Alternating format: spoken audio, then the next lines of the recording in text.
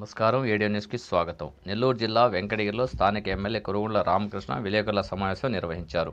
వారు మాట్లాడుతూ వైఎస్ఆర్ కాంగ్రెస్ పార్టీ దొంగల పార్టీ అని, అందులో ప్రధాన నాయకుడి నుంచి కింద స్థాయి నాయకుల వరకు అందరూ దొంగలే అని, అటువంటి పార్టీలను నమ్మి మోసపోవద్దని ప్రజలకు హితవు పలికారు.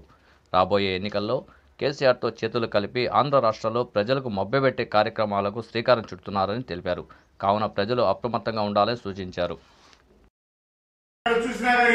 తెలుగుదేశం వాళ్ళ ఓట్లు తొలగించారు. మరి వన్ సైడ్గా ఉంటుందని వాళ్ళని కూడా వాళ్ళకి ఎవరైతే అడ్డు ఉంటారో ఆ పార్టీలో వాళ్ళని కూడా 5% తొలగించారు. ఫర్ ఎగ్జాంపుల్ నా నియోజకవర్గంలో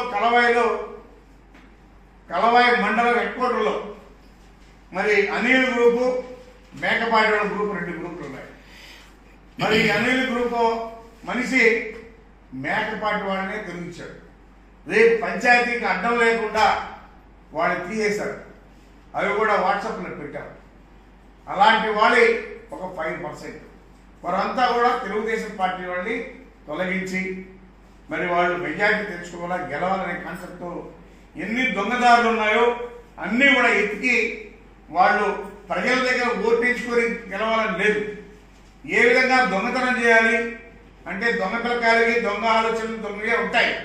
దానికి తగ్గట్టు విజయసాయి ఒక పెద్ద దొంగ. ఆయన ఆడిటర్ ఏ విధంగా చేయాలో దొంగదారులు అన్నీ కూడా ఆ ఆడిటర్ తెలుసు, బాగా తెలుసు. ఏమంటే చెన్నైలో ఆయన 6 పేరుపోయినాడు. ఆయన నాటకం ఇదంతా. జైలుకు పోయితే ఇంకా సిగ్గులేదు. జగన్మోహన్ రెడ్డి జైలు పోయించాడు, అదే విజయసాయి జైలు పోయించాడు. మళ్ళా శుక్రవారం బోర్డు నిలబడుతున్నారు. మరి ఇలాంటి ముద్దాలమే కాదు, మా పార్టీలో అలాంటి వాడు ఎవరు లేరు.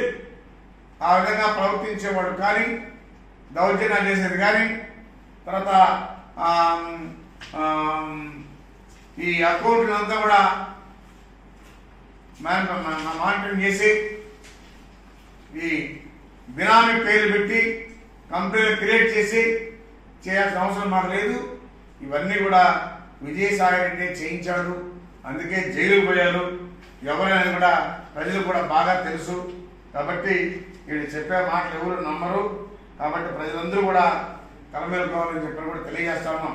ఈ రోజు నుంచి అన్ని దగ్గరలో కూడా ర్యాలీలు చేస్తున్నారు. ప్రతి మండలంలో, ప్రతి హెడ్ క్వార్టర్లో కూడా రేపు ర్యాలీలు చేసి మరి ప్రజలకు కూడా తెలియజెప్పాలని చెప్పిన ఉద్దేశంతోనే ఈ కార్యక్రమాలన్నీ కూడా చేస్తా ఉన్నారు. ఇప్పటికీ కేసీఆర్ తెలంగాణ నుంచి 2 కోట్లకి ₹1 కోటి వచ్చేసింది. ఇంకా కూడా పంపిస్తామని మరి ఆయన చెప్పి అక్కడ అవినీతి డబ్బుల్ని మన రాష్ట్రంలో పంచాలన్నారు. తప్పలేదు. మన ఓటర్లు అందరూ కూడా అర్థం చేసుకుని వాడు ఎంత ఇచ్చినా ఇబ్బంది లేదు, అది మన డబ్బులే.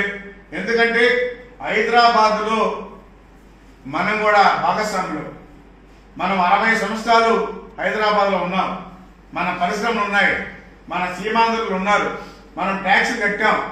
అయితే ఉన్న పడంగా ఈరోజు మనల్ని బయట పంపించేశారు. కాబట్టి మనకు కూడా హక్కు ఉంది. అక్కడ డబ్బు ఇక్కడికి వస్తుంది కాబట్టి ఆ డబ్బులు తీసుకోవడంలో తప్పులేదు. ఓటర్స్ అందరూ కూడా దయచేసి తీసుకోండి. మరి ఇక్కడ ఎవరైతే అభివృద్ధి చేస్తున్నారో వాళ్ళని ఎప్పుడు కూడా మర్చిపోకండి.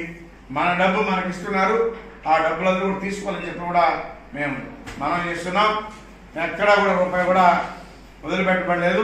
ప్రజల డబ్బులు, మీ డబ్బులే కాబట్టి మీరు తీసుకునే హక్కు ఉందని చెప్పి కూడా తెలియజేస్తా ఉన్నాం.